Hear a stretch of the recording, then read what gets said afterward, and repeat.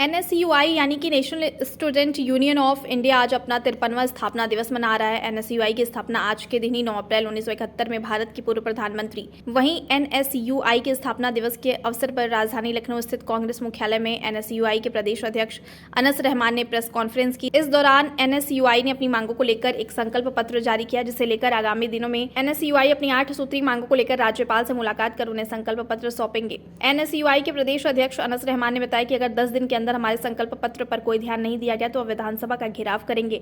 उन्होंने बताया कि हमारी प्रमुख मांग छात्र संघ चुनाव की बहाली है। इसके अलावा विश्वविद्यालय में बढ़ती फीस, छात्रवृत्ति, हॉस्टल की सुविधाएं, यूनिवर्सिटी में 24 घंटे लाइब्रेरी में पढ़ने की सुविधा, छात्र छात्राओं के लिए निःशुल्क बस सेवा, देश के बजट में 10% शिक्षा का बजट होना और प्रारंभिक शिक्षा में फीस वृद्धि पर नियंत्रण लगाने के लिए कानून बनाना है।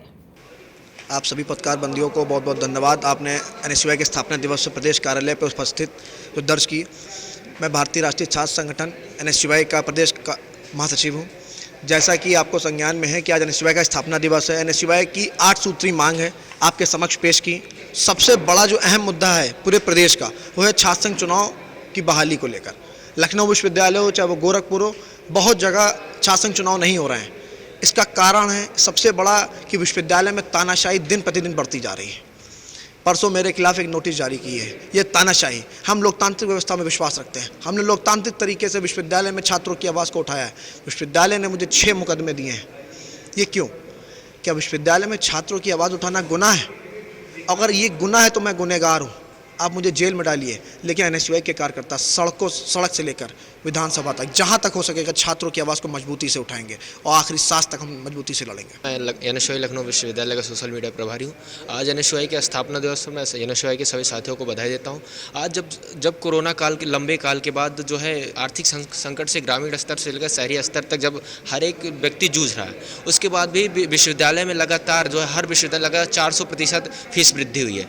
जब आर्थिक संकट के बाद इन्हें सरकार को चाहिए कि फीसों में रियायत दे, ताकि जो आम बच्चे हैं, जो गरीब बच्चे जो ग्रामीण क्षेत्र से आते हैं वो पढ़ाई कर सकें। तमाम स्कॉलरशिप स्कीम्स लागू करनी चाहिए जिससे उनको पढ़ाई में आसानी हो। लेकिन ये सरकार जो है लगातार तानाशाही रवैया करते जा रही है और लगातार फीस वृद्धि करती जा रही है। हॉस्टलों में उचित उत्तम खाने की उत्तम व्यवस्था नहीं है। वहाँ हॉस्टल की बिल्डिंगें जर्जर हो, विश्वविद्यालय की बिल्डिंगें जर्जर हो जा रही हैं। फीस लगातार बढ़ती जा रही है, लेकिन कोई फैसिलिटी प्रोवाइड नहीं हो रही। लाइब्रेरी में लगातार जो है 3-3, 4-4 महीने कंप्यूटर सेट खराब पड़े रहते हैं। तो लगातार जो फीस वृद्धि ये सरकार कर रही है, ये निंदनीय है। और आज एनएसयूआई के स्थापना दिवस पर एनएसयूआई ने 8 मांगें रखी हैं जो सरकार से। पहली मांग है जैसे कि फीस वृद्धि में कमी हो, फिर इसके बाद छात्रवृत्ति जो छात्रों को नहीं मिल पा रही छात्रवृत्ति मिले, और जो छात्राएँ दूर से पढ़ने आती हैं उनकी निःशुल्क बस सेवा लागू कीजिए और छात्रों के लिए एमएसटी बनवाई जाए।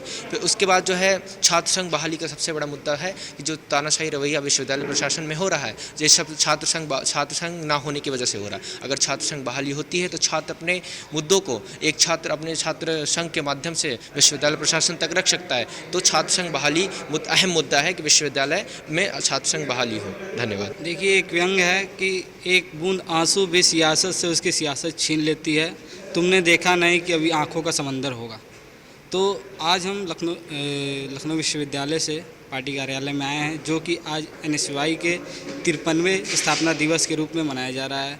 और इस स्थापना दिवस पे ये संकल्प लिया गया है कि आने वाली बेरोजगारी, भुखमरी, महंगाई, डकैती, अपराध जो भी कार्य हो रहे हैं उनको रोका जाएगा, और जो तानाशाही रवैया सरकार कर रही है उसको भी रोका जाएगा। जिस प्रकार लखनऊ विश्वविद्यालय में छात्र संघ बहाली सबसे बड़ा मुद्दा है। छात्र संघ बहाली एक ऐसा बड़ा मुद्दा है जिससे सारे मुद्दे विश्वविद्यालय में दबे हुए हैं। जिस पर पहला मुद्दा ये है कि जो एमए की फ़ीस है, हमारी एमए की 1000 रुपये फ़ीस बढ़ गई थी। उसको लेकर एनएसयूआई ने बहुत कार्य किया, लेकिन उन्होंने ये आश्वासन दिया कि लेबोरेटरी के रूप में 1000 रुपये फ़ीस उसमें अटैच कर दिया गया है, जो कि ये बिल्कुल गलत है और वो सामने नहीं नज़र आ रहा है। और दूसरी ये बात है कि लाइब्रेरी जो है वो 6 बजे तक खोली जाती है, उसके बाद बंद कर दी जाती है, जिसकी वजह से छात्रों को पढ़ने में दिक्कत होती है। और जो गरीब छात्र है वो अपने घर पर इतनी सुविधा नहीं है कि वो मोबाइल लेके वो पढ़ सके। इसलिए मैं चाहता हूँ कि लाइब्रेरी को भी 24 घंटे खोला जाए। तीसरी बात यह है कि कैंटीनों की जो खाने की व्यवस्था है वो पूरी तरीके से सही नहीं है, उसको पूरी तरीके से हाइजीन के रूप में रखा जाए। और चौथी बात ये हमारी है कि जो